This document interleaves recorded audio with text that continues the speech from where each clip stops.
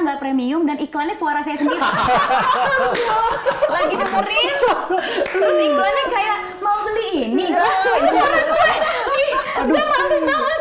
Tolong premium habis ini, tolong premium langsung.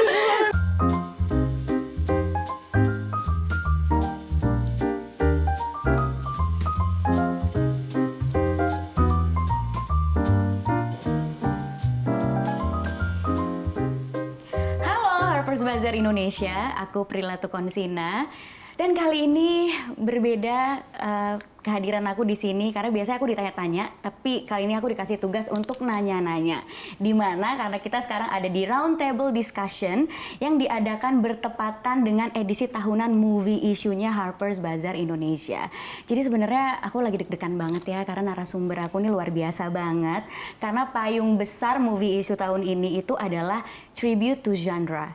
Jadi kita akan mengangkat genre-genre yang lagi hits banget. Tentunya ada genre horor, komedi, dan drama. Dan narasumber aku kali ini sangat mewakili genre-genre tersebut.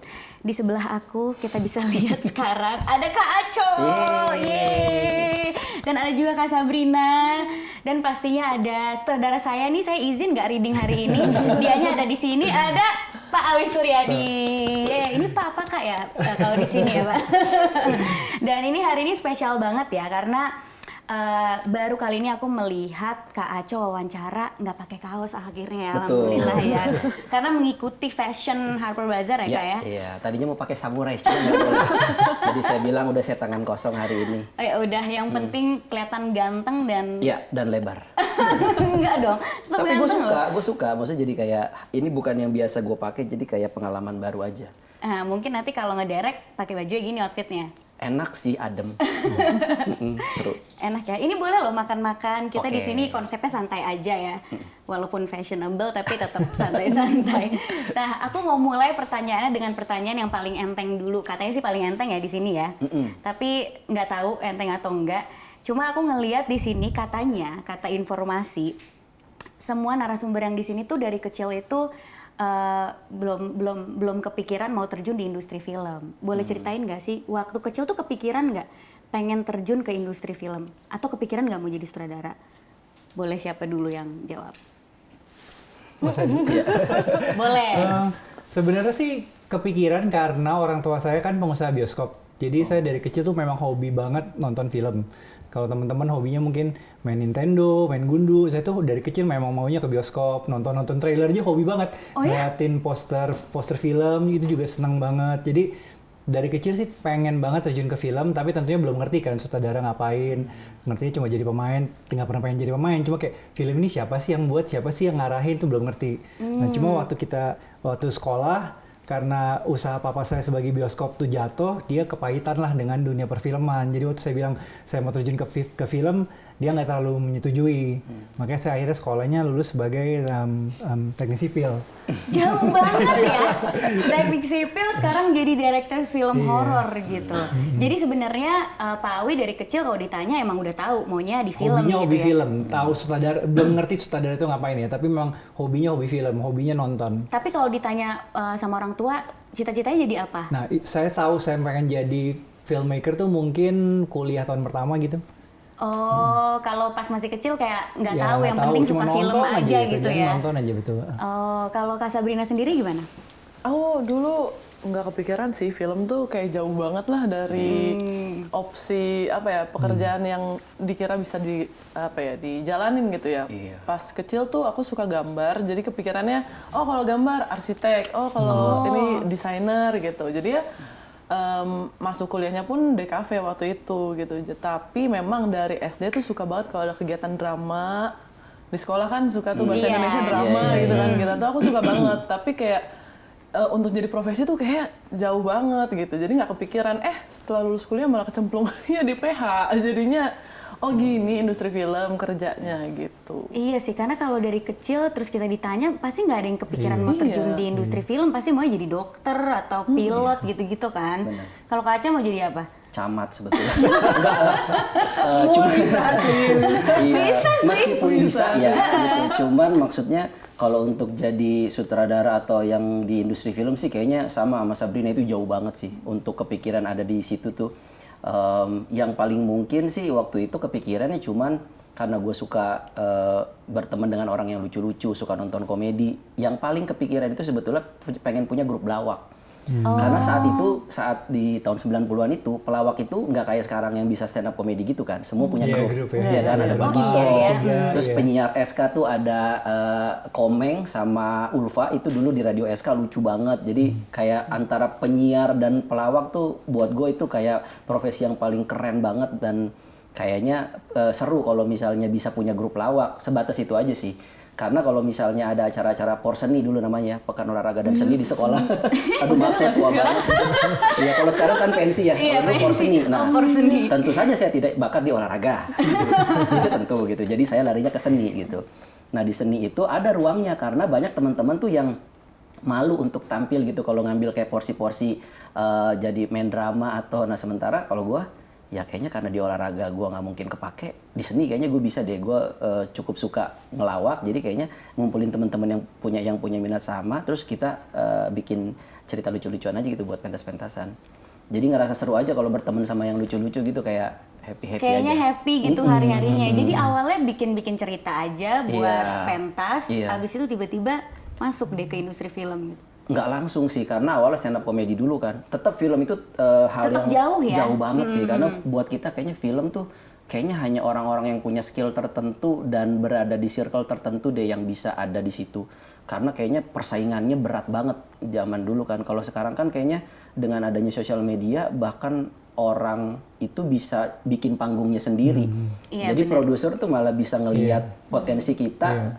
Nggak harus dia lulusan sekolah film atau punya pengalaman film, tapi mungkin dari content creator kah atau dari seorang stand up comedian itu bisa ditawarin kalau nulis mau nggak gitu film komedi. Ada gitu jalan untuk menuju ke sananya. Kalau dulu sih kayaknya nggak ada sih kayaknya. Iya, kalau dulu kan kayaknya harus ngambil jurusan film, terus agency kalau mau jadi talent gitu. Sekarang karena ada sosial media, jadi semuanya sebenarnya jalannya dipermudah gitu ya. Iya, ada cara lain lah gitu untuk produser dipertemukan dengan talent-talent baru gitu. Berarti kan kompak ya bertiga ini nggak kepikiran mau ke film, terus tiba-tiba pas kuliah baru oke, mau coba nih terjun ke industri film, dan akhirnya sekarang profesinya menjadi sutradara. Nah turning point-nya apa sih akhirnya memutuskan oke, ini akan menjadi karir utama aku dan industri film tuh akan menjadi rumah untuk aku berkarya. Itu tuh ada kejadian tertentu atau tiba-tiba mungkin pas syuting, oke, this is what I like. Tiba-tiba kan kadang kita kalau nyoba sesuatu ada spark, oke, I wanna do this for the rest of my life. Nah, momen itunya kapan dan gimana tuh? Siapa yang mau cerita duluan? Kalau saya sih mungkin karena setelah akhirnya ngejalanin kuliah sebagai di bidang teknik sipil, terus kerja juga di bidang itu selama 2 tahun, saya masih nggak ngerasa, terus orang tua menawarkan mau ambil S2 gak gitu, cuma kok kayaknya itu sebuah goal yang saya sangat nggak tertarik. Dan setelah saya lulus S1, sempat kerja di Los Angeles, udah ada pemasukan sendiri kan, terus saya pikir wah ya udah deh, udah ada gaji, saya pengen gaji saya ini saya pakai bukan untuk S2 tapi untuk sekolah film. Akhirnya kenalan sama anak-anak film, terus ikut project mereka tuh saya tambah fired up gitu. Jadi kayak Monday to Friday saya kerja ya for the sake of earning money, meskipun saya senang sama bosnya dan teman-teman kerja saya, tapi begitu ketemu weekend, ketemu anak-anak film, aduh saya happy banget. Saya happy banget ngikut project mereka. Pokoknya kayak free labor aja buat mereka. Saya tenaga aja, ngangkat-ngangkat tripod, megang boom gitu-gitu. Jadi kayak belajar colong teknologi lah, karena kan kalau di sana kan ya nggak setiap kampus punya peralatan film kan. Jadi dengan saya bergaul dengan anak-anak mahasiswa film ini udah saya belajar ngedit, belajar kamera. Nah dari situ tambah semangat gitu. Jadi saya pikir iya deh, pokoknya no matter what ya saya harus nyobain gitu. Terus saya sempat nulis naskah dalam bahasa Inggris, ya tentunya persaingan di sana ya jauh lebih berat dong. Apalagi saya bukan orang sana, bukan sekolah film kan. Jadi waktu akhirnya mutusin mau balik ke Indonesia, balik ke Indonesia, kerja dulu jadi kontraktor selama 1,5 tahun, ngumpulin duit, jadi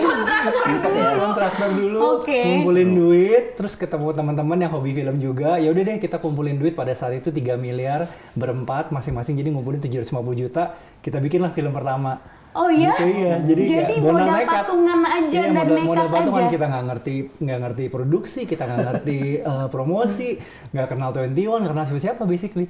Jadi pada saat itu film pertama saya Oka Antara yang main, Tapi ya udah kita keren semua orang-orang banget baru film aja. pertamanya. Kita orang-orang baru aja gitu basically. Terus meskipun filmnya sangat-sangat fail secara komersial, again saya juga lagi-lagi orang tua kan selalu kayak menawarkan, udah saya pribadi asal dari Lampung. Jadi waktu itu saya sudah tinggal di Jakarta, udah balik aja ke Lampung, udah usaha di Lampung aja. Tetap penasaran kan? Udah tetap nulis naskah, lalu saya produce buat partner saya kebetulan ngedirect FTV segala, ya udah saya jadi line produsernya. Nah di situ saya belajar tentang produksi, mulailah tuh udah nggak bisa deh ngebohongin saya masalah budget, saya tahu lah budget lokasi lah, catering lah, tiap harga saya tahu tuh udah. Film pertama mah udah aduh boncos banget deh, gila semuanya overspec, semuanya over budget gitu kan. Nah, untungnya naskah kedua saya itu yang film Claudia Jasmine, produser suka, kita bikin, terus kritik juga suka. Jadi dapat nominasi di FFI. Produser lain pun suka. Nah, jadi dari situ saya boleh dibilang kayak legit director. Artinya kayak benar-benar produser-produser aktif seperti PHP yang aktif tuh mulai manggil saya, mulai nawarin pekerjaan untuk ngedirect film gitu. Tapi berarti kalau Pak Awi itu sebenarnya udah tahu dari yang lulus kuliah itu pokoknya emang Iya maunya sih, film sebenarnya. iya. Jadi walaupun nyoba kerjaan lain tapi tujuannya memang untuk ngumpulin duit, untuk bikin ngumpulin film, duit gitu, aja iya. gitu. Jadi dari Iya. situlah akhirnya Iya. memutuskan untuk oke, di film aja deh. Iya. Walaupun prosesnya jadi produser dulu, line produser dulu, ngangkat tripod dulu. Saya ingat tuh waktu film pertama saya gagal secara komersial, saya tuh cuma punya duit di dompet 600.000. Untuk roadshow ke Bandung udah gak ada duit. Papa saya sampai ngeluarin duit 2 juta, saya sampai nangis. Iya, udah gak ada duit. 750 juta tuh habis sih, Pak. Jadi 750 juta Habis itu di film tuangin pertama. aja pokoknya Iya. buat film. Buat film. Pokoknya nggak tahu nanti untung atau enggak, yang Betul, penting bisa bikin betul, film. iya. Wow, berarti dedikasinya luar biasa nekat ya, luar biasa nekat ini dedikasinya. Tapi balik lagi usaha nggak mengkhianati hasil ya, karena akhirnya filmnya bisa 10 juta yang nonton.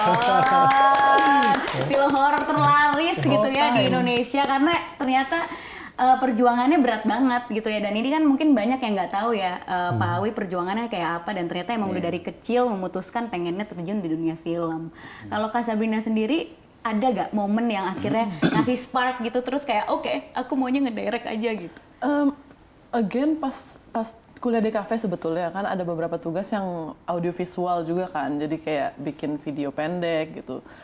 Pada saat itu kayak menyenangkan ya bisa membuat sesuatu cerita di gambar bergerak gitu. Sebelumnya aku penikmat film juga, film-film yang di bioskop aja gitu, nggak pernah yang terlalu mengeksplor film-film yang niche gitu tuh nggak pernah gitu. Cuman gini ya rasanya ketika kita bikin gambar bergerak terus bisa menjadi cerita gitu. Akhirnya itu yang mutusin ketika kuliah nyari kerja di industri film walaupun as a designer. Terus pas ada kesempatan akhirnya bikin web series sih, kayak pas bikin web series, terus kayak bener-bener dari cerita, dari skrip itu jadi nyata gitu, pas mulai editing kayak iya ya sesuai bayangan gue banget ya gitu. Itu tuh jadi kayak menyenangkan ya, ini tuh bisa sesuatu yang apa ya, berbeda lagi dengan medium yang sebelumnya mungkin aku udah lumayan tahu gitu, yang grafis 2 dimensi gitu. Terus setelahnya benar-benar ngulik yang film panjang, momen ketika ngelihat orang menikmati karya kita sih yang bikin aku kayak I want to do this gitu. Gitu kayak menetapkan kayak perasaan ketika penonton menerima apa yang kita bikin gitu, itu tuh menurutku melebihi dari apapun dan menebus segala air mata dan penderitaan. Asli. Dan perjuangan semuanya. Pasti ada air mata, guys. Air mata Pasti guys. banget sih, tapi pas udah ngelihat produknya jadi, oh my god, ini yang selama ini ada di kepala, terus udah bisa dilihat dan nikmati, Iya. itu baru ya. Sesimpel nerima DM di Instagram, Kak, aku habis nonton, aku jadi gini-gini, aku iya jadi sih. ngobrol lagi sama papa aku kayak Bener. Gitu Kadang doang. tuh jadi kitanya ikut nangis, sebesar ini ya impact apa yang kita Impact bikin film. ya. Jadi kayak itu sih yang bikin aku jadinya jatuh cinta dengan film gitu. Kalau Kak Aco sendiri, apalagi dengan film yang kemarin ya, heboh banget, aku nonton, tahu gak sih? Iya, Dan aku terima juga kasih, nonton. iya dong, Iya, nonton pasti pas nonton. editing ya, dari editing. Tapi beneran, waktu aku nonton film agak lain, itu tuh aku lagi stres ya, beneran lagi stres kayak aduh pusing.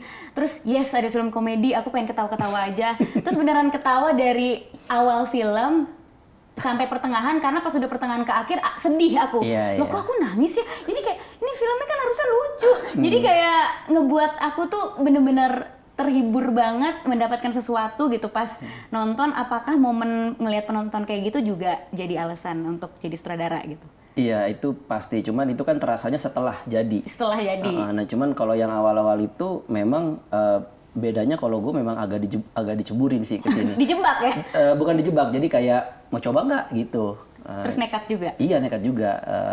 Karena awalnya kan kita cuman stand up komedian yang menulis materi untuk stand up doang, bukan menulis skenario film. Itu kan dunia yang berbeda ya, tapi sama-sama core komedi.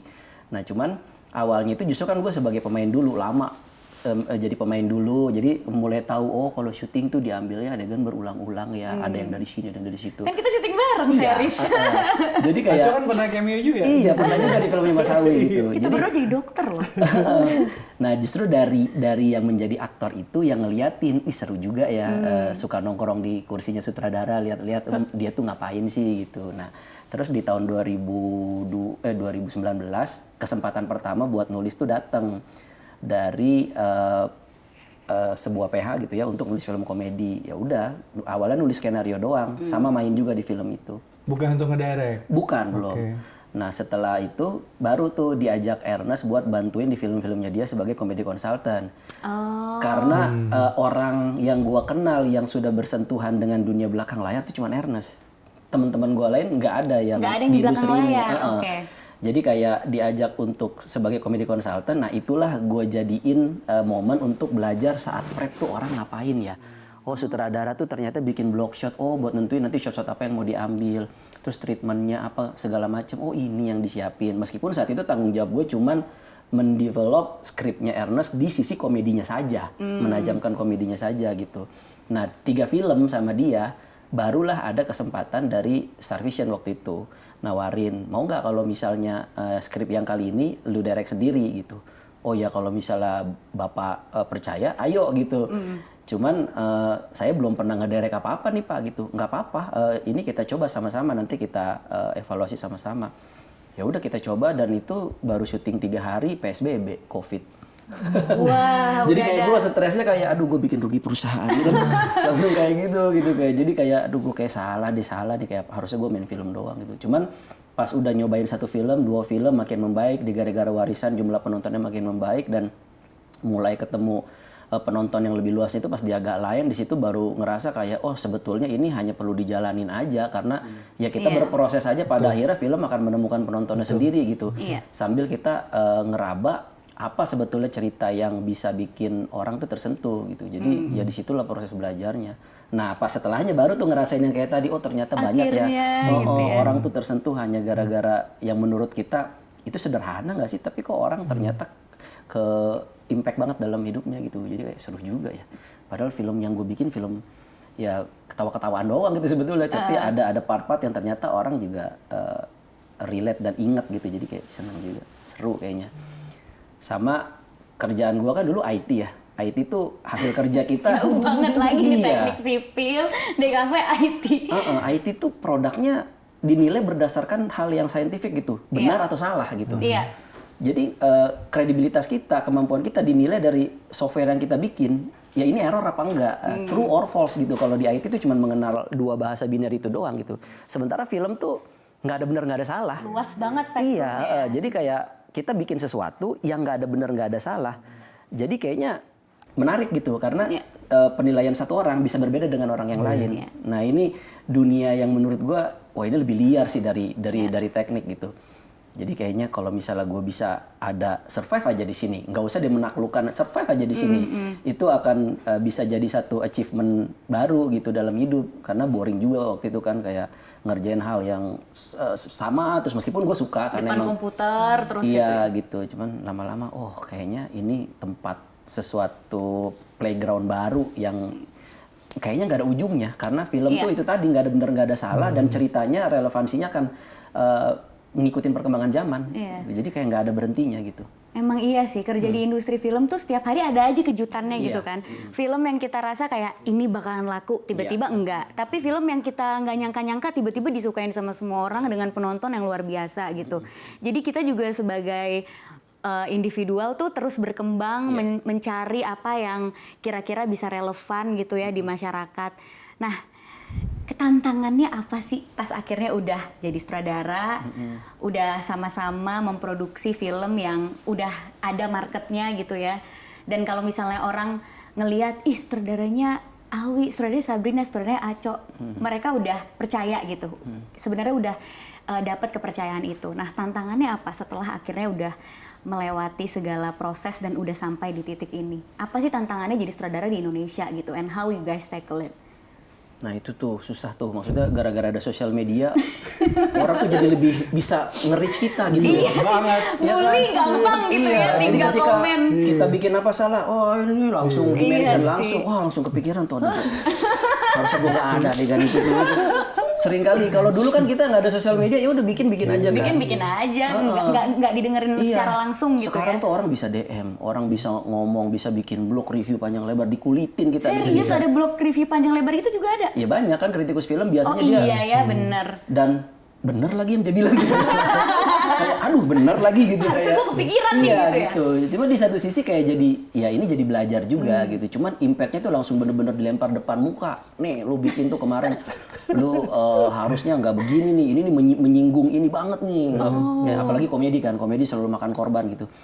Ada orang yang nggak politically correct gitu, wah orang ini lagi gitu, ini nggak boleh nih, terlalu seksis nih, terlalu ini, oh banyak banget itunya. Sehingga kita juga kayak pas bikin lagi, aduh ini nyinggung nggak ya? Aduh ini. Jadi takut gitu ya, karena banyak polisi moralnya yang akan terus mengawasi kita dalam berkarya. Dan mereka advance dengan adanya sosial media, mereka udah jadi content creator, mereka tuh tahu caranya bikin video-video pendek. Jadi basic film tuh sebetulnya kalau kita bikin shot-shot yang biasa aja nih, gue bisa nemu ini di TikTok yang jauh lebih keren. Iya bener yang dari angle mana gitu ya. Sama tantangannya orang sekarang nonton film yang durasi panjang itu kan tantangan karena udah biasa menikmati konten sosial media pendek. Jadi seberapa atraktif konten kita di film yang mau bikin orang sampai berdiam diri 2 jam di bioskop. Nggak megang handphone gitu ya, Iya, nggak dan tiba-tiba buka HP. Dia mau nonton itu di bioskop bukan di OTT. Iya, Itu dan tantangannya. bukan di aplikasi ilegal yang Betul. dipotong-potong Iya. film kita Tambahin pendek-pendek. soundtrack apa? Iya. Ditambahin lagu-lagu. Terus akhirnya gimana mengatasi itu dengan semuanya? Masih suka down nggak kalau baca review atau komen gitu? Pasti ya. Nggak mungkin enggak ya? Nggak mungkin enggak ya gitu, selalu gitu ada masa-masa kita melihat langit-langit kayak kenapa gue bikin itu, aduh cringe banget itu. Cuman ya udah gitu. Jalanin aja. Nanti di film berikutnya coba kita benahi lagi. Udah dibenahi masih salah. Tidak pernah ada benarnya. Jadi ya balik lagi kan industri film nggak ada benar nggak ada salah. Betul. Jadi ya udah jalanin aja ya. Kalau dari Kak Sabrina sendiri gimana? Apa ya? Tantangannya kalau aku pribadi mungkin untuk bikin sesuatu itu tuh jujur gitu. Kalau aku ya itu kayak mungkin ketika kita udah melakukan sesuatu gitu terus orang suka gitu, apakah kita tetap mau mengejar itu karena orang suka atau kita mau bikin sesuatu yang emang matters buat kita, atau kita bisa stand nggak ya dengan apa yang kita bikin gitu. Karena makin orang banyak kenal kita, lalu makin banyak kesempatan datang, malah bisa diri kita sendiri malah makin kabur gitu loh. Menurutku kayak itu jadi tantangan juga untuk akhirnya buat aku ngedirect sih sejujurnya gitu. Bukannya jadi pilih-pilih, tapi kalau kita nggak benar-benar bikin sesuatu yang kita bisa pegang gitu, kan jadi kayak nggak jujur sama diri sendiri tuh. Dan proses bikin film kan panjang ya Mas. Kayak apakah kita bisa benar-benar ngasih yang 100% gitu kalau kita sendiri nggak jujur sama apa yang kita bikin gitu sih kalau aku. Karena kayak harus jujur, tapi pasti ada pemikiran orang suka atau enggak, produsernya terima cerita kita atau enggak, kayak gitu. Jadi itu tantangannya ya masih ya sekarang di Indonesia, karena aku ngerasanya berkarya di Indonesia kan karena kita tayangnya juga di Indonesia doang, atau kalau misalnya tayang di luar negeri paling cuma 3 negara atau apa. Jadi pasti ada beban di mana kita harus balikin modal gitu, harus untung gitu kan, karena distribusinya juga cuma di beberapa negara. Sedangkan kalau film Hollywood gitu atau Korea, mereka distribusinya udah tersebar luas gitu, sehingga revenue-nya bisa datang dari mana aja. Berasa banget sih sebagai produser juga berasa, bukan sutradara doang sih, kayak ini suka gak ya, tapi nanti penontonnya banyak lah ya. Itu gitu sih selain dari semua yang udah Aco bilang juga. Kalau Pak Awi mau tambahin nggak Pak tantangannya? Iya sama sih dengan adanya sosial media, bukan cuma setelah film kita tayang udah gitu di review segala macam, lagi mau syuting aja mereka bisa nge-DM yang main harus ini ya, yang cocok ini ya, kalau bukan ini kita nggak mau nonton. Jadi kayak penonton yang nentuin pemain jadi semuanya cerita. udah kayak jadi Manoj Punjabi gitu, soal ngatur-ngatur yang main harus ini, yang main harus ini gitu. Jadi ya kita harus pinter-pinter aja sih, maksudnya kita tahu yang mana masukannya kita perlu dengar, yang mana tuh kebanyakan noise. Ya Kebanyakan udah. noise. Jadi kita memang harus percaya diri sendiri. Saya selalu berpikirnya, saya tuh penonton pertama di film saya gitu. Kalau saya sebagai penonton, waktu baca naskah menarik, waktu di monitor saya, oh gue mau nih nonton film ini, adegan ini seru nih, gue sebagai penonton terhibur, udah itu aja. Itu aja. Makanya perlu juga ketemu produser yang sefrekuensi. Kalau dia memang hobinya film apa, kita bikin film apa, itu ribut doang jadinya sih. Jadi memang dia tahu waktu kita mau bikin film ini nih, ya dia hobi horornya yang memang saya suka juga gitu. Kalau enggak percuma, karena ya kita lagi ngomongin different audience nih jadinya gitu. Iya, karena kan kalau berkarya tapi di dalam karyanya ada yang beda visi gitu ya. Mereka mau tujuannya apa nih bikin karya ini, itu juga bakalan beban juga ya buat directors yang bakalan ngedirect gitu. Shot-shotnya ditentuin atau pemainnya juga ditentuin sama permintaan pasar. Nah ini seru banget, ini yang paling saya suka sesi ini, tapi kita nafas dulu kali ya. Boleh. Karena sesi berikutnya akan semakin panas. Jadi aku kasih Pertanyaannya rebutan apa? ada bel nanti. Ada hadiah. Ada hadiahnya nanti grand prize-nya ya. Jadi boleh kita makan-makan dulu dan sampai ketemu di sesi berikutnya. Oke, balik lagi kita di sesi berikutnya dan ini pertanyaan yang paling aku suka, udah aku tandain gitu ya kan. Wow. Tadi kan kita udah ngomong ya tantangannya itu kita harus ngedengerin netizen atau publik juga, tapi at the same time sebagai sutradara juga punya idealisme sendiri dong. Tapi sebenarnya di saat akhirnya mau bikin film, mana yang lebih penting? Permintaan pasar, idealisme, atau satu value yang emang pengen diangkat gitu dari diri sendiri gitu? Kayaknya gue sebagai sutradara perlu mengangkat value ini atau isu ini dalam satu film. Tapi tiba-tiba permintaan pasarnya beda. Tapi abis itu tiba-tiba ketemu produser yang bikin kita mengharuskan bikin filmnya kayak gini ya, jadi nggak sesuai idealis gitu. Mana yang sebenarnya lebih penting gitu? Karena kan itu menyangkut cuan ya, guys, gitu ya, kayak Dan kelangsungan industri. dan kelangsungan industri dan kadang juga mempengaruhi siapa yang akan kerja sama-sama kita gitu kan. Iya sih. Mana yang lebih penting? Kira-kira? Kalau gue sih membiasakan diri untuk nggak ngelihat itu sebagai hitam putih ya. Oke. Maksudnya kayak nggak wise juga kalau misalnya, lagi pula gini deh, kita balik dulu ke istilah idealisme itu apa. Karena tiap orang punya idealisme berbeda-beda. Kita pokoknya mencari titik yang paling ideal buat kita kan. Bagaimana kalau memang titik idealnya adalah ya memang receh dan laku. Dan komersil. Dan komersil, nggak apa-apa juga kan. Jadi kita nggak harus memaksakan idealisme itu haruslah film seperti film festival. Art house gitu ya. Karena gue nggak bisa juga bikin begitu gitu. Dan passion gue nggak di situ. Gue maunya yang menghibur aja, yang penontonnya banyak gitu misalnya. Jadi mungkin gue akan bikin sengepop mungkin. Ya itulah idealisme gue gitu. Ya, aku juga kalau disuruh bikin film festival nggak bisa Nah juga. itu. Iya. Jadi kadang-kadang nggak bisa dibilang juga orang yang nyari komersil itu dia tidak idealis. Ya menurut gue idealisme gue di situ. Tapi buat orang juga gue nggak bisa ngejudge juga ketika gue mau bikin film tanpa dialog misalnya, nggak apa-apa Ya juga, udah. nggak apa-apa gitu. Dan tidak perlu ada satu definisi yang mutlak idealisme itu film seperti apa gitu. Tapi bagaimana si kreatornya itu bisa menemukan titik idealnya, ya udah itulah idealisme yang dia jalankan gitu. Makanya gue nggak pernah ngelihat itu sebagai sebuah hal yang harus saling meniadakan. Ya udah itu sesuai kebutuhan aja. Sesuai kebutuhan aja. Sesuai kebutuhan kreator aja. Kalau gue jujur, gue pengen film gue ditonton sebanyak-banyaknya. Karena aim-nya memang buat hiburan. Iya. Gitu. Jadi ya gue akan bikin sengepop mungkin. Yang pasar suka apa, iya gue ngelihat di situ. Tapi di satu sisi gue juga punya poin yang mau gue sampaikan. Tapi cara bercerita gue mungkin yang tidak berjarak dengan si audiens ini. Supaya mereka bisa paham dengan apa yang mau gue sampaikan gitu. Ya makanya ketika gue memasukkan horor di agak lain, bukan berarti karena horor lagi ngetren gue harus masukin horor. Ya karena emang premisnya tentang penjaga rumah hantu. Ya emang harus ada horornya. Kalau enggak konfliknya nggak jalan gitu. Meskipun shot setannya cuma satu shot gitu. Karena memang kebutuhannya cuma buat memantik cerita.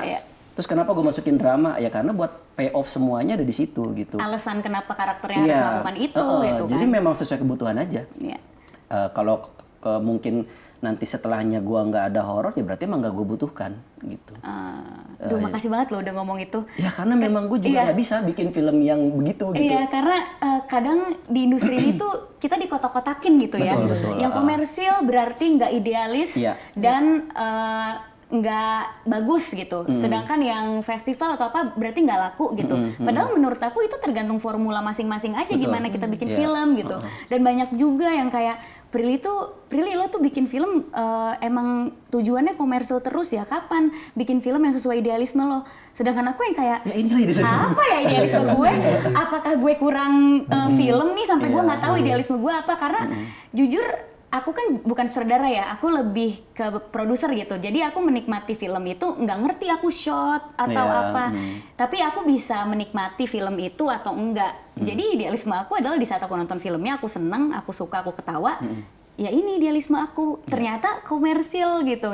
Ya udah aja, bukan berarti kita nggak ngikutin value atau idealisme kita juga kan. Karena kalau tiba-tiba gue bikin film yang art house, justru itu nggak ideal buat gue. Itu malah jadinya maksain diri sendiri, maksain selera. Karena gue nggak punya ilmunya, gue juga nggak memahami cara-cara bertutur yang seperti itu. Jadi buat apa gue bikin yang seperti itu? Dan malah jadi nggak jujur. Iya, mendingan bikin yang emang gue pahami. Gue pahamnya komedi, gue sukanya komedi, gue pengen menghibur banyak orang. Ya udah, bikin film komedi yang bisa dinikmati orang sebanyak-banyaknya. Udah, itu idealisme gue, gitu.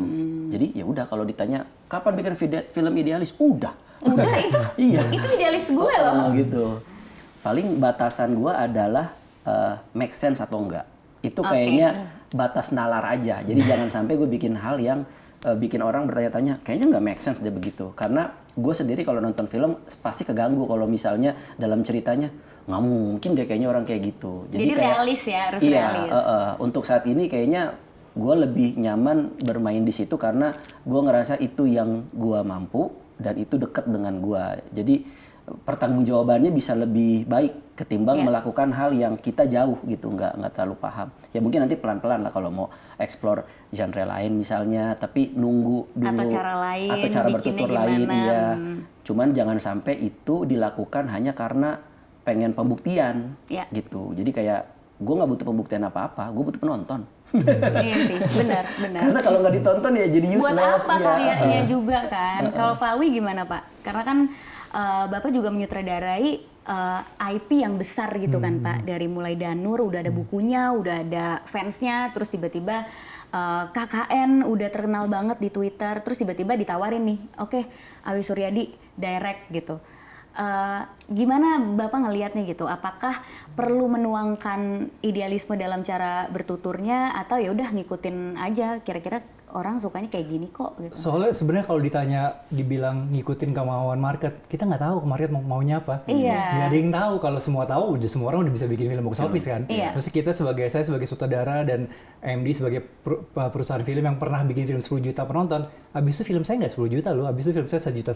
Setelah itu 500.000. Jadi nggak ada yang tahu formula itu. Iya. Benar. Kemauan market apa tuh sebenarnya nggak ada yang tahu gitu. Jadi balik lagi kalau saya sebagai filmmaker adalah ya udah saya mengukur diri saya sebagai penontonnya aja. Jadi even setelah KKN, setelah Danur, next projectnya kalau saya baca naskahnya, saya ngerasa oh ini saya mau nih nonton film ini di bioskop dan saya bisa bikin packaging audiovisualnya semenarik mungkin yang penonton-penonton di luar sana yang seperti saya, hobi film seperti ini pasti mau nonton dan dia kalau nonton pun dia bakal enjoy. Nah itu aja sih paling patokan saya, idealisme saya gitu. Syukur-syukur yang suka banyak, syukur-syukur yang taste-nya seperti saya banyak gitu. Tapi ya kalau enggak minimal 500.000 penonton itu ya 99% happy lah keluar bioskop tuh seneng lah gitu. Tapi beban nggak sih Pak ketika dapat skrip terus udah tahu ini IP-nya gede banget, pasti kan ekspektasi penonton tuh tinggi banget. Apalagi kalau dari buku orang baca, pokoknya harus kayak gini, mereka udah memvisualisasikan sendiri filmnya akan seperti apa gitu. Terus cerita di KKN juga kan sangat detail ya waktu itu di Twitter, mereka udah kebayang gitu. Beban gak sih harus ngikutin maunya pasar kira-kira kayak gini, tapi mungkin Bapak pengennya shotnya kayak gini atau beda gitu secara skrip di filmnya. Iya, untungnya enggak sih. Mungkin saya nggak tahu itu kedewasaan saya sebagai filmmaker apa pada dasarnya saya emang udah berumur aja gitu ya. Atau udah kayak bodoh gitu. Iya, jadi kayak udah bisa lebih bebel aja gitu. Saya udah bisa ngerasa udahlah ini noise aja gitu. Kayaknya sejak Danur 1 mungkin, sejak Danur 1 Danur 2 komplain ini terlalu beda dengan novelnya. Ini bukan cerita Risa Saraswati gitu. Jadi udah itu komplainnya terlalu beda. Waktu KKN komplainnya terlalu sama, mirip banget. Jadi nggak tahu juga plot-plotan pasar sama maunya thread-nya apa. gitu. Jadi Iya. nggak ada yang tahu juga kan mau market apa gitu. Jadi udah saya ngukurnya jadi saya sendiri aja. Tapi tentunya produsernya juga harus yakin gitu. Kita berdua dulu deh. Kita udah tahu mau bikin film seperti apa. Ya udah ntar market yang mutusin seberapa banyak dari market yang ternyata suka sama film yang kita bikin, kita berdua suka gitu. Kalau Kak Sabrina sendiri Kak, di genre drama gitu ya. Kan kalau drama tuh biasanya penonton itu berharapnya pokoknya kalau gue nonton film drama gue harus nangis atau harus kayak melihat adegannya itu relate sama kehidupan dia sehari-hari. Karena kalau komedi kan semua orang punya sense of humornya beda-beda. Horor juga ada orang yang suka horor dikaget-kagetin, ada yang suka horornya horor crime atau apa. Tapi kalau drama aku ngerasanya ya, aku ngerjain film drama juga dan sebagai marketing, penonton tuh udah punya ekspektasi pokoknya gue datang gue harus nangis, kalau gue nggak nangis berarti di film nggak bagus. Kalau tisu nggak kepake Iya, gini gue gitu. jadi aku juga beban. Padahal sebagai marketing ini nggak nyuruh kalian nangis, enggak. Kalau kalian nangis bonus, tapi kalau kalian nggak nangis bukan berarti film aku jelek dong. Dan kemarin kan juga ngedirect Home Sweet Loan, di mana kayak itu tentang sandwich generation juga. Itu relevan sama pasar dan menurut aku udah ngikutin maunya pasar, tapi ada beban juga gak sih di mana kayak idealisme aku kayak gini tapi ternyata orang sukanya kayak gini ya gitu. Kalau aku sih balik lagi kalau drama, aku tuh ngerasa drama itu mostly itu kan ngomongnya realis. Jadi kalau aku sebetulnya mungkin mirip sama Aco gitu. Aku ketika nonton mungkin kayak ini bisa gue percaya atau enggak gitu. Dunia ini real atau enggak gitu. Jadi karena emosi manusia kan sebenarnya drama itu kan kita meng-highlight situasinya mungkin rasanya biasa aja tapi kita highlight emotionsnya gitu. Dan nggak harus selalu bikin nangis tapi kita ada feeling warm itu kan juga kena juga kan gitu. Jadi kayak nah, untuk memunculkan itu yang aku kejar adalah suspension of disbelief-nya gitu. Gimana ketika orang nonton, orangnya itu ngerasa dunianya itu nyata gitu. Nggak harus relate sama dia gitu, tapi kayak dunia ini beneran bisa terjadi seperti itu nggak di karakternya gitu. Jadi ada empati yang bisa dibangun gitu sih kalau aku. Jujur kayak kemarin Home Sweet Loan akhirnya meledak tuh aku bersyukur, tapi sebenarnya aku juga bersyukurnya juga ketemu produser yang satu visi, satu frekuensi. Jadi kita udah deal kayak ini cerita dari kita karena kita juga generasi yang diceritakan itu. Kita mau cerita sejujur-jujurnya dari kacamata orang-orang yang di dalam sini nih kayak gitu. Jadinya ternyata hit gitu tuh kayak bersyukur gitu. Tapi kalau aku pribadi aku nggak, mungkin karena belajar dari film sebelumnya kan ternyata di bioskopnya penontonnya dikit banget gitu, flop, tapi malah begitu masuk Netflix jadi nomor satu waktu itu ya. Nah, aku setelah itu udah kayak benar-benar nggak berharap angka atau apa, tapi aku benar-benar itu yang tadi aku bilang, aku pengen ngasih sesuatu jujur, jadi orang ketika ngelihat itu tuh jujur aja gitu, relevannya. Kalau misalkan pun, tapi aku setuju juga kalau misalkan kayak sekarang ngukurnya tuh film bagus dari relate tuh juga nggak juga sebetulnya sih gitu. Jadi kalau dari point of view drama, selalu aku kejar bagaimana dunia karakter itu nyata sih. Itu yang aku selalu kejar, bukan berarti harus sesuai dengan relevansi pasar atau misalkan sesuai dengan ekspektasi netizen dan itu, tapi lebih ke apa yang core cerita ini apa nih. Mungkin karena basis aku juga di kafe ya, desain komunikasi visual kan kayak dulu tuh kita selalu kuliah kayak problemnya apa, solusinya apa gitu. Menurutku ceritanya itu harus jadi problem dan premisnya itu jadi problem yang akhirnya filmnya itu jadi solusinya gitu untuk bagaimana value yang ingin kita sampaikan itu kena, bagaimana karakternya itu kelihatan hidup kayak gitu sih. Jadi pokoknya gimana caranya cerita itu relevan ya dibaca dulu dan dirasakan sendiri dulu bener, gitu kan. Dan gimana caranya berkarya secara jujur gitu ya. Iya. Tapi akhirnya berdampak banget ya film Home Sweet Loan itu. Aku sampai lihat banyak banget netizen yang bikin konten kayak iya kita soalnya ngopi mulu sih, jadi nggak punya tabungan gitu. You guys hemat yuk. Dan jadinya mewakili netizen-netizen yang juga merasakan posisi si karakter itu yang jadi yang sandwich generation itu, dan banyak yang terinspirasi. Yuk kita jangan nongkrong yuk gitu. Kita harus kerja lebih keras lagi gitu masalah ekonomi. Dan itu rasanya juga jadi happy banget ya pas akhirnya karyanya berdampak ke penonton tuh sampai ke gaya hidup mereka juga Happy, gitu. tapi juga nggak nyangka, oh bisa gitu ya, gitu maksudnya kayak, oh mereka bisa ngambil kayak, ayo kita menabung, wow. Ayo jangan ngopi Kayak, yuk. ayo kurangi ngopi, wow gitu. Padahal maksudnya itu kayak kita cuma mau membuat apa karakternya aja gitu kan sebetulnya, tapi kayak benar juga ya bisa dilihat dari situ gitu. Jadi ya, maksudnya ada sisi ketika kita mengangkat value itu kan sebenarnya ada kegelisahan juga tuh dalam filmmakers gitu, apa yang kita rasa perlu diomongin melalui film ini gitu. Tapi bagaimana akhirnya itu diterima lalu jadi konten-konten yang seperti itu tuh menarik banget sih sebenarnya buat kita juga yang Dan mengalami. akhirnya kita lihat ya, film atau adegan-adegan aja tuh bisa mempengaruhi gaya hidup seseorang, bisa mempengaruhi cara orang itu berpikir Iya, gitu. iya. Tadinya mungkin dia ngerasa nggak begitu beban nih gaya hidup kayak gini, tapi karena di film, oh iya ya, kayaknya kita harus lebih aware dan lebih dewasa lagi nih menjalani hidup gitu ya. Dan Iya, itulah magisnya kerja di industri film ya. Itu sih adegan yang dengar musik ada iklan sih the best. Itu nggak sponsor loh sebetulnya ada itu banyak yang ngira itu iklan nggak, maksudnya kayak sponsor tuh sebenarnya nggak sponsor, tapi kita The emang kayak best. that's reality guys, kayak lagi mau sedih terus keganggu kayak gimana ya. Sering banget kan kita udah nangis-nangis. Iya, udah nangis-nangis, Iya, tiba-tiba. rusak langsung siapa suruh nggak beli yang premium. Terus air matanya masuk lagi gitu. Iya, dan lanjut lagi habis Dan itu. lanjut lagi. Jadi kayak kemampuan kita beli kuota aja mempengaruhi mood kita dalam bersedih gitu ya. Asli. Emang luar biasa, serelate itu jadinya kayak sejujur itu diungkapinnya, cara bertuturnya, akhirnya orang juga jadi, pernah lagi gue kayak gitu. Pernah banget. Bahkan aku pernah nggak premium dan iklannya suara saya sendiri. Lagi dengerin, terus iklannya kayak mau beli ini, ini suara gue. Ih, udah malu banget.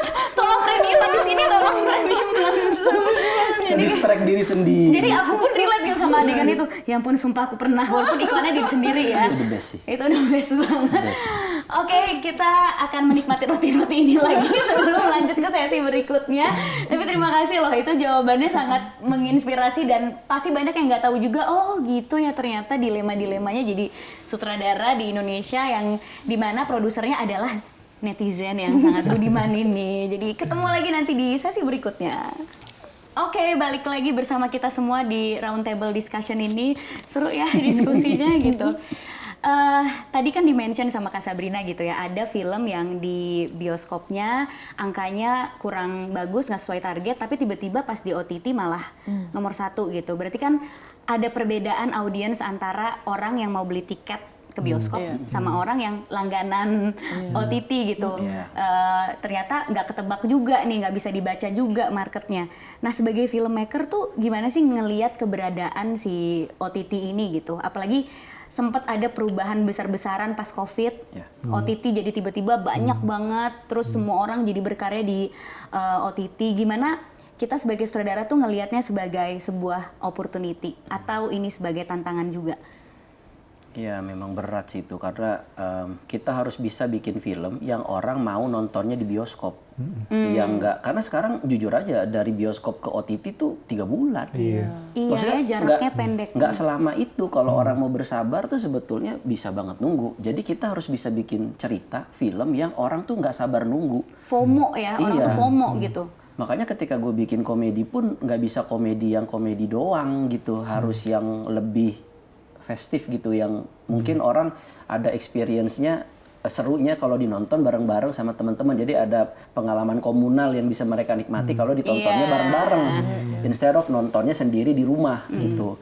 Sama misalnya horor kan, mungkin memang nggak asik nonton horor di OTT karena ambience-nya, sound-nya memang harus di bioskop, apalagi jerit-jerit bareng teman-teman itu kan seru kan. Jadi memang harus selalu bikin yang gimana caranya film ini yang orang tuh mau nonton sekarang, bukan nunggu di OTT. Itu sih yang bikin pusing juga sebetulnya. Tapi ya opportunity juga sih, karena kita jadinya kayak ada benchmark juga. Oke, sekarang mau nggak mau standarnya jadi harus naik nih. Harus naik. Karena kalau begitu doang bisa jadi orang nanti nunggu di OTT apa segala macem. Jadi ya itulah dua mata pisau sih kayaknya. Iya. Di satu sisi itu jadi ladang juga buat kita ketika kita lagi nggak pengen bikin film di bioskop, ya ada udah, yang ada siap, platform ada lain platform gitu juga gitu. Dan buat orang-orang yang nggak sempat nonton film kita di daerah, ada kesempatan. Kalau dulu kan nggak ada, udah lewat. Ya Jadi kayak udah. yang ya dua-duanya plus minus sih. Jadi ya udah, yang penting bikin Berdamai karya aja sih. bagus, berdamai. Kalau emang ternyata lebih banyak di OTT berarti rezekinya di situ gitu ya. Cuma tetap diusahakan supaya orang tuh bisa beli tiket ke bioskop. Iya, Kalau Kak jadinya- Sabrina sendiri gimana ngelihatnya? Kalau aku sih, aku ngerasanya jadinya memang jadi sebuah kesempatan juga gitu ketika film-film yang mungkin sebelumnya udah tayang nggak terlalu mendapat space di bioskop, maksudnya ternyata Layar ya? layarnya juga kan kita kan tahu industri kita kan juga masih sangat Kekurangan layar juga, maksudnya nggak rata gitu di Jakarta banyak, di kota lain belum tentu gitu kan, bahkan ada daerah yang belum bioskopnya gitu. It's a good thing. Jadi orang-orang di Indonesia bagian lain pun juga masih bisa menikmati karya yang mungkin nggak kebagian di mereka gitu. Tapi di satu sisi aku juga ngerasa ini jadi kesempatan mengenal orang-orang di balik layar film-film tertentu juga gitu. Kayak ternyata ada penonton di film ketiga aku yang tahu aku setelah nonton film aku di OTT itu gitu. Jadinya itu sih aku ngerasa ini bisa jadi chance gitu. Maksudnya film kita jadi lebih dikenal sama masyarakat kita sendiri gitu. Karena banyak yang ngerasa oh ternyata nggak worth it. Kayaknya prejudisnya gitu. Nggak worth it nonton film Indo di bioskop ntar juga masuk gitu kan. Karena cepet bentar. Tapi pas mereka nonton di OTT mereka kayak kenapa gue kemarin nggak nonton ya gitu. Itu tuh ada juga gitu. Pas yang film aku kedua itu tayang di Nokta di OTT tuh banyak yang DM masuk tuh kayak Kak maafin banget aku kemarin nggak nonton, sorry banget aku kemarin ngeremehin gitu-gitu. Emang menurutku jatuhnya jadi kayak second chance buat filmnya gitu. Dan it's a good thing kalau film kita di industri yang sekarang ini punya second chance, it's a good thing gitu. Tapi memang jatuhnya memang benar kata Aco harus ada hal-hal yang memang kita lebih bikin film itu lebih punya nilai lebih ketika ditonton di bioskop, dan itu menurutku nggak terbatas sama genre juga gitu. Karena kan ketika di bioskop kita ngomongin masalah mixing tuh juga sangat berbeda gitu. Walaupun drama kita bisa pakai sound bioskop itu tuh juga dengan berbeda gitu. Less distractions gitu, jadi kita bisa bikin pace kita sendiri gitu. Sementara kalau kita nonton OTT sambil makan, sambil apa gitu kan, jadi kayak tiba-tiba pakai tuh. Lagi sedih-sedih pakai. Bener lagi ya gitu. Aduh. Iya, jadi kayak menurutku plus minus, tapi kalau mungkin kita bisa memanfaatkan itu jadi lebih ke plus, itu menurutku bisa lebih membangun industrinya juga gitu. Iya sih, dan aku tuh juga pengen kayak ngeliatin gitu ke penonton bahwa experience tuh tetap beda. Betul, bener-bener beda mau sih. mereka sabar nunggu udah daripada beli tiket bioskop mendingan nunggu aja, tetap aja beda experience-nya gitu. Mau nonton horor, drama, komedi tetap beda gitu. Kalau komedi bisa ketawa sama teman-teman, horor bisa kayak teriak-teriakan bareng, nangis-nangisan di bioskop itu juga menurut aku seru banget gitu. Jadi ya menurut aku rugi banget kalau misalnya ada film bagus tapi mereka nunggu aja di OTT, tinggal nanti 3 bulan lagi pasti PH-nya ngepost nih pengumuman tayang di mana gitu kan. Dan dengan mereka beli tiket di bioskop juga sebenarnya itu ngedukung industri kita juga ya, supaya makin lahir lagi sutradara-sutradara baru, layar mungkin bisa lebih banyak lagi ke depannya. Mungkin OTT bisa jadi tempat rewatch sebetulnya daripada kita tempat first rewatch. experience gitu. Atau yang tadi kata Kak Aco bilang emang langsung Medium aja direct to baru, OTT gitu ya. Kalau Pak Wi sendiri gimana Pak? Bener kata Aco sih, itu seperti kayak dua sisi pisau sebenarnya. Cuma saya rasa sih buat produser adalah sebuah opportunity, karena setelah tayang di bioskop dia ada market selanjutnya kan. Jadi hitung-hitungan break even point dia kan udah ada nih di OTT, dia udah tahu berapa dapatnya. Oke, ternyata saya cuma perlu make audience berapa di bioskop.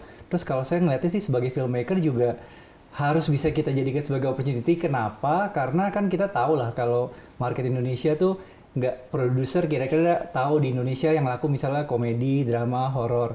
Kalau genre-nya agak berani misalnya thriller atau action, hampir nggak ada produser yang berani bikin gitu. Nah itu tuh OTT yang berani bikin. Jadi kayak next project saya juga waktu saya ditawarin sama OTT ini, begitu saya baca, oh ini nggak ada PH Indonesia yang bakal berani bikin karena mereka OTT besar, marketnya worldwide, mereka berani bikin. Nah, kayak gitunya sih kalau opportunity sebagai filmmaker tuh enaknya gitu dengan keberadaan OTT.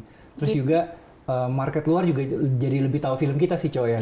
Ya nggak sih sebenarnya. Saya juga ngerasain waktu film saya di You See What I See nggak terlalu bagus di bioskop 500 ribuan, tapi setelah tayang di Netflix sempat number 1 for 9 days or something, banyak DM dari luar negeri. Jadi melek tentang film horor Indonesia begini, gue kira nih mereka ngomong bahasa Inggris, kirain ini film horor Thailand gitu. Jadi kayak itu juga sebagai opportunity buat kita local filmmakers market luar lebih nonton produk kita. Iya sih, setuju banget sih. Karena dari produser juga kayak kalau misalnya buat film tayang di bioskop, kayaknya nggak berani deh kalau buat genre ini. Tapi kalau ditawarin sama OTT untuk jadi originalnya mereka, kayak oh ya udah kita udah dapat uangnya di depan nih, jadi kita bisa lebih berani bereksperimen. Ngomong-ngomongin eksperimen, apa selanjutnya dari masing-masing? Apakah akan mencoba eksperimen baru yang kira-kira mungkin di luar genre masing-masing? Karena pasti pada penasaran. Ayo, Aco bikin apa lagi? Pagelaran sulap. Kamu nanti jawab. Tidak mengecewakan. Itu terlalu eksperimen ya? Terlalu jangan dulu ya. Itu idealisme kamu atau bukan? Nekatisme. Nekat ya? Enggak sih, sebetulnya kalau gue ngukur diri aja dulu. Maksudnya kayak gue pengen ngerjain yang emang gue paham dulu dan deket sama gue dulu. Saat ini ya komedi, drama, ya itu masih bisa dunia yang mungkin masih gue bisa raba gitu. Tapi untuk yang lebih eksperimental gitu pengen sebetulnya. Tapi apapun itu, let's say kayak action tapi komedi mau. Cuman kayaknya butuh kesiapan pengetahuan juga untuk bisa ke situ gitu. Karena itu bener-bener effortnya gede banget. Cuman kalau sampai bisa itu kan juga bisa bikin varian komedi yang berbeda sebetulnya. Karena lagi-lagi ya itu tadi, kita nggak bisa bikin komedi yang biasa-biasa aja nih sekarang. Karena saingannya nanti orang, ini apa gue tunggu aja nanti nih di Iya benar. Ya komedi tuh rapuh banget soalnya kayak kalau buat ketawa-ketawaan doang mah gue tunggu aja di OTT nanti gitu, bisa ditonton baru temen, bisa diulang-ulang, ketahuan salah-salah kita lampu bocor di mana, iya kan, iya gitu. Jadi kayak ada kepahitan gitu. Iya. Sering ada yang bocor lampu. Karena dia bisa pause. Iya sih. Iya, jadi kelihatan lah semuanya itu. Jadi kalaupun eksperimental mungkin tetap aja ada komedinya sih. Tetap aja ada komedi. Ada yang bisa dibocorin nggak nih proyek selanjutnya sekarang ini? Ya agak lain dua. Karena udah dibocorin tapi udah diposting ya. Produsernya sendiri yang Grup bocorin. WhatsApp-nya di capture gitu ya. Wow. Ya gitulah cuman ya kali ini eksperimennya agak beda dengan yang kemarin sih, ada sentuhan-sentuhan baru lah mungkin nanti genre-genre baru dikit nyoba-nyoba. Cast-nya udah ada. Kalau belum kosong. Ya. Kalau belum saya bisa kosongin nih kayaknya. Langsung aja kita todong di sini ya saudaranya. Ya masih fase nulis sih. Oh, masih fase nulis. Jadi masih belum tahu nanti mau dibawa kemana ini ceritanya. Cuman itu proyek terdekatnya. Ih, tungguin ya tuh. 10 juta penonton, 9 juta kemarin, tolong dengar ada agak lain 2. Yang kemarin nonton lagi. Amin. Supaya nggak berkurang kan sequelnya, tetap stabil. Nah, cuman kita formatnya bukan sequel. Apa tuh? Jadi memang Yes, ada bocoran lagi. Bagus nggak mancingnya? Bagus ya, bagus kan? kita konsepnya pengen kayak film Warkop warkop. kan iya. Jadi setiap film tuh Ceritanya beda. Ribut lagi mereka. Cuman karakternya tetap Bene, Oki, Boris, Jegel.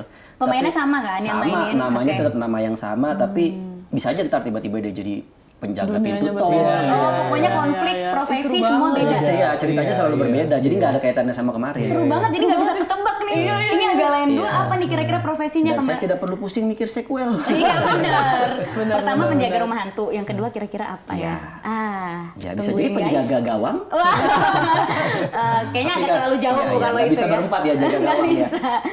Oke, nggak sabar tungguinnya. Kalau Kak Sabrina ada yang bisa dibocorin nggak, dan apakah mau eksperimen tahun ini dengan genre yang berbeda? Kalau eksperimen mungkin belum ada sesuatu yang gimana. Maksudnya kalau aku eksperimennya lebih ke mungkin skalanya gitu. Kemarin-kemarin kan mulai dari drama yang intimate, abis itu lagi mulai kayak melebar masalah keluarga yang lebih besar gitu. Aku pengen coba sesuatu yang dunianya juga lebih lebar lagi gitu nextnya gitu sih. Karena basisnya emang suka realis, maksudnya kayak gitu pasti mungkin akan tetap mengangkat sesuatu yang realis tapi skala besar. semoga kedepannya ada sesuatu yang kayak based on true story. Wow, oke. Jadi ada alien mau KPR planet. Aku suka Kalau banget itu bisa jadi judul film loh tadi Iya. barusan Alien mau KPR Planet. Iya. Kok bisa sih di otaknya ada kata-kata itu, aku bingung deh. KPR aja nggak ada kata planet ya. Makanya. Kredit pemilikan planet ya, KPP berarti. KPP. Wow, luar biasa banget ini. Boleh nanti siapa tahu jadi judul sinemaku ya. Betul. Terima kasih loh. Tapi ada yang bisa dibocorin nggak kira-kira projectnya? Apa ya? Aduh, itu sih sesuatu yang based on true events, true story. Baru itu yang bisa dibocorin ya. Jadi ditunggu karya Kak Sabrina selanjutnya kira-kira apa? Ini based on true story. Pak Awi. Kalau saya sih next project-nya udah bisa dibocorin. Kenapa? Karena Prilly udah upload story. Lagi ready film. Izin, terima kasih. Tadi opening juga dibocorin lagi. Jadi next project-nya adalah teman-teman Danur 4 bersama host kita ini. Dibilang eksperimental bisa sih Prila, karena kamu udah baca naskahnya, kamu sendiri takut kan, kaget gitu kan. Iya. Kayak kita dari Danur 1, 2, 3, tiba-tiba yang ini jauh belok banget, kanan jauh iya. banget gitu kan, berani kan. Terdekat itu Danur 4, yang bisa dibocorin pemainnya Prilly. Terus kalau ditanya eksperimental ada dengan, tapi bukan untuk tahun ini, mungkin kayak awal tahun depan dengan OTT berlogo merah itulah. Karena genre-nya saya belum pernah. Genre-nya itu period piece tapi genre-nya romance thriller. Jadi saya wah gila waktu mereka nawarin ini, yang ini saya mau yang ini. Jadi itu project yang akan eksperimen itu Iya, ya, yang romance saya belum pernah thriller. nyentuh sebelumnya. Wah seru banget, aku sering nonton romance thriller tapi kan pasti luar negeri gitu kan, kayak serem banget, kayak bikin takut ya, kayak hati-hatilah memilih pasangan gitu, bisa jadi takutnya kita dibunuh gitu. Kayak series You bukan sih? Iya kayak gitu, itu serem banget sih. Wah nggak sabar nunggu projectnya Pak Awi dan Danur 4 ya. Saya sebenarnya udah izin kemarin, boleh nggak posting? Nggak boleh, tapi sebagai marketing kayaknya nggak apa-apa deh. Nggak usah Nggak izin. boleh? Nggak boleh. Ya udah posting gitu. Bener kali. Untung nggak dimarahin sama Pak Manut ya. Aduh sebenarnya masih ada 53 pertanyaan lagi. Cuma udah dibilang tolong jangan kepanjangan, durasi sudah habis gitu. Jadi ini sudah harus saya akhiri. Cuma siapa tahu kalau ini viewsnya banyak bisa diundang untuk yang kedua kali ya dan cerita project-project berikutnya. Terima kasih banget untuk Pak Awi, Kak Sabrina dan Kak Aco yang udah ada di roundtable discussion hari ini, movie issue-nya Harper's Bazaar Indonesia, dan hari ini kita ada di Keraton at the Plaza. Terima kasih banget hidangannya dan tempatnya yang nyaman ini, dan semoga kalian semua yang nonton bisa mendapatkan banyak insight. Siapa tahu buat kalian yang terinspirasi juga, yang lagi kuliahnya teknik sipil tapi sebenarnya pengen jadi sutradara, bisa ada contohnya gitu di sini ya. Contoh Ini Alegon tiga-tiganya nggak ada jurusan film tapi bisa jadi sutradara hebat semuanya, dan semoga bisa lebih menghargai lagi karya-karya film Indonesia. Sampai ketemu di roundtable discussion berikutnya. Sampai jumpa.